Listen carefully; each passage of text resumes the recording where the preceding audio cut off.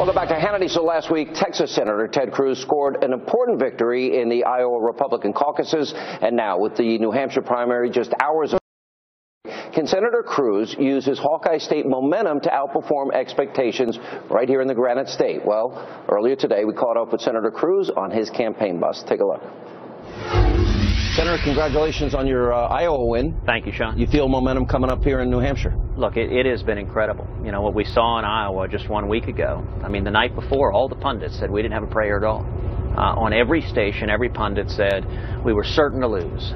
And then the result. Wait, they said it on my show, but I was not one of those. You were not one of them, but it was 6 for 6. You had 6 experts, and every one of them said I was going to lose. I love when the experts are wrong, by the way. I'm a fan of that. Well, it was an amazing thing. We saw, number one, the highest turnout in history. Republican turnout in Iowa was up 50%. Democratic turnout was down 30% from 2008.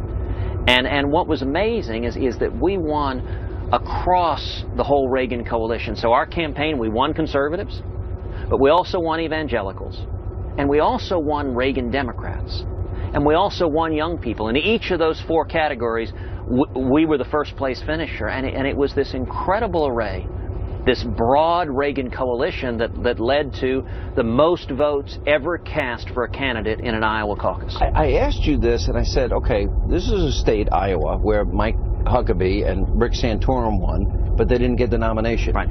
You have a plan, you told me, that you're not going to follow their model. Oh, look, that was very different. I mean, both of the last 2 winners are good, honorable men. They're people I really respect. But they came out of Iowa broke. They had no money. They had no national team, no national infrastructure. So they weren't in a position to be able to capitalize on it and compete effectively for the nomination.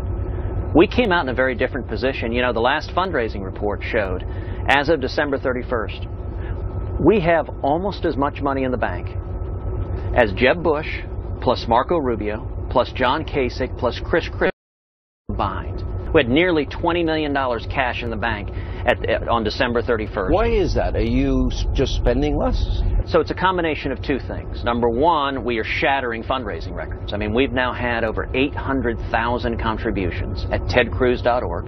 tedcruz.org.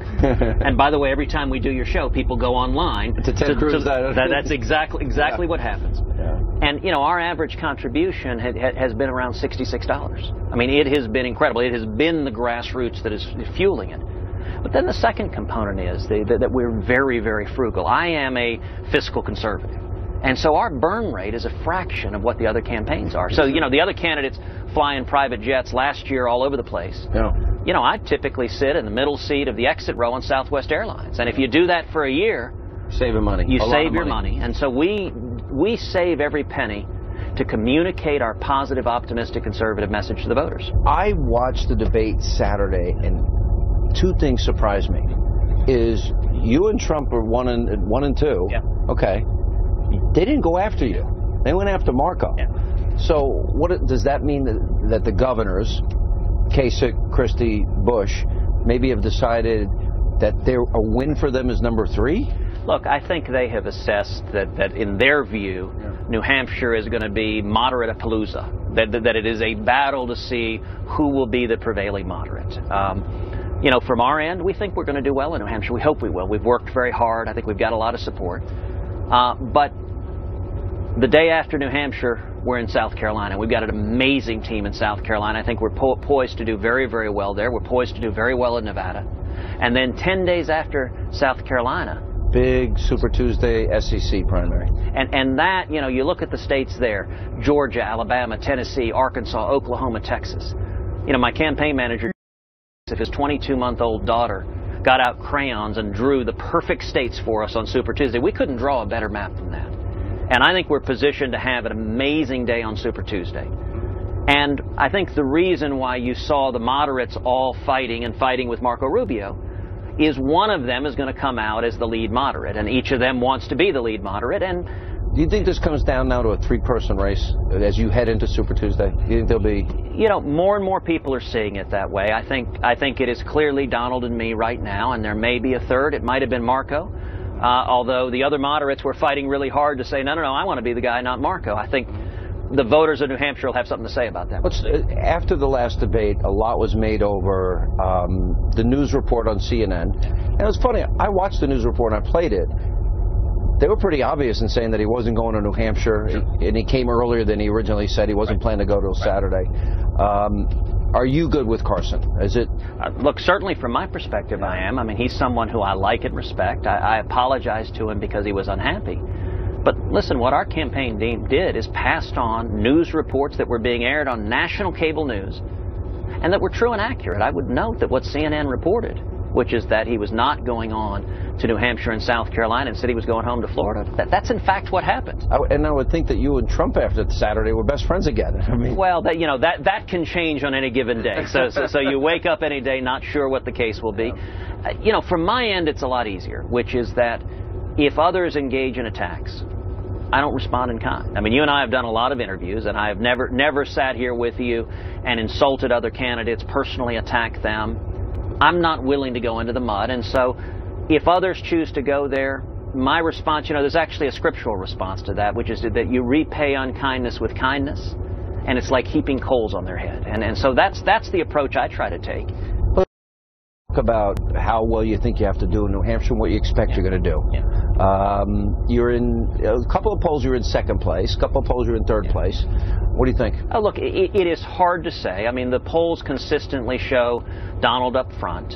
Marco's been surging. I mean, look, it's possible that Marco and Donald are fighting for first place in New Hampshire. Do you think he's had a couple of double-digit numbers? He has, and I will say a lot of the candidates are clustered right now in New Hampshire. I'd say second through fifth place I agree. have been almost a statistical tie. So you could see it coming out any which way. Did you build the ground game here that you had? I mean, I don't think anyone doubts you had the best organization. You got your voters out in record numbers in Iowa. Do you have that same ground game here? So we had an amazing ground game in Iowa. We had 12,000 volunteers in the state of Iowa, and it was unbelievable. It's a big part of the reason why turnout was so unbelievably high. I mean, listen, Donald Trump won more votes in the Iowa caucus than any candidate in the history of the Republican caucus, and yet we beat him by 4 points because our turnout was even higher.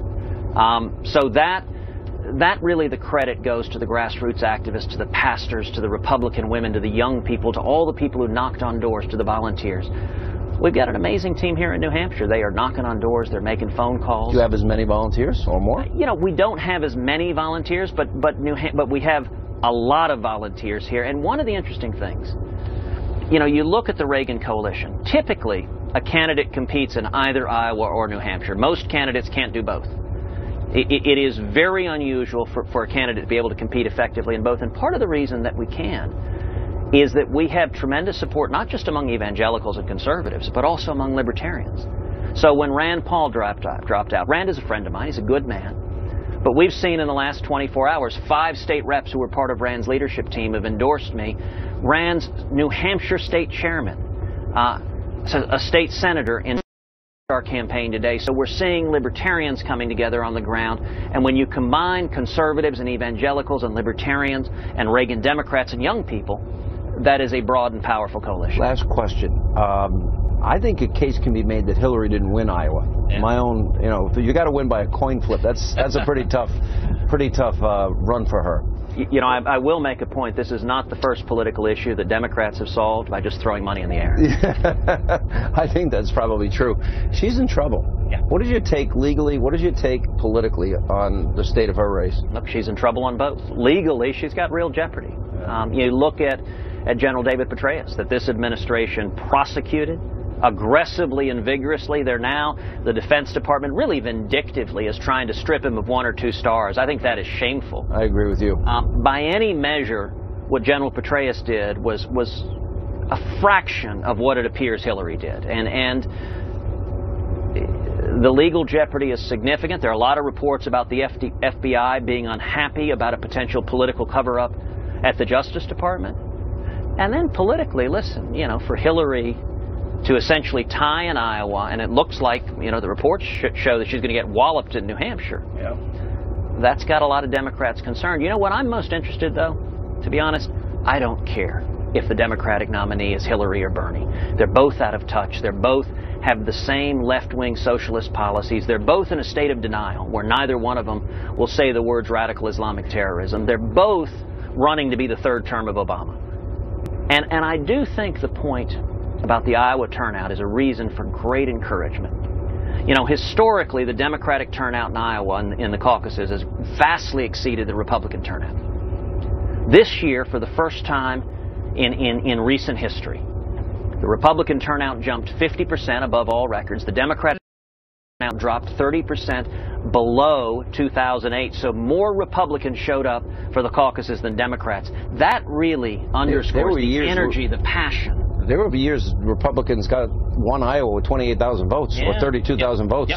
So a big year. And it shows, I believe we're in a position to do very well in the general. And it's also how we win the general. Look, the people that came out and voted for me were Reagan Democrats. There were people who had been Democrats, who had been Obama supporters, were working class union members that came out. There were young people who had been supporting the Democrats who came out. One of the reasons their turnout was down is we were taking their voters away and they were coming over to vote for us in the Iowa caucuses. That augurs very, very well for winning the general election and turning the country around. Senator, good to be out on the campaign trail with you. Thank you, Thank Sean. you so much.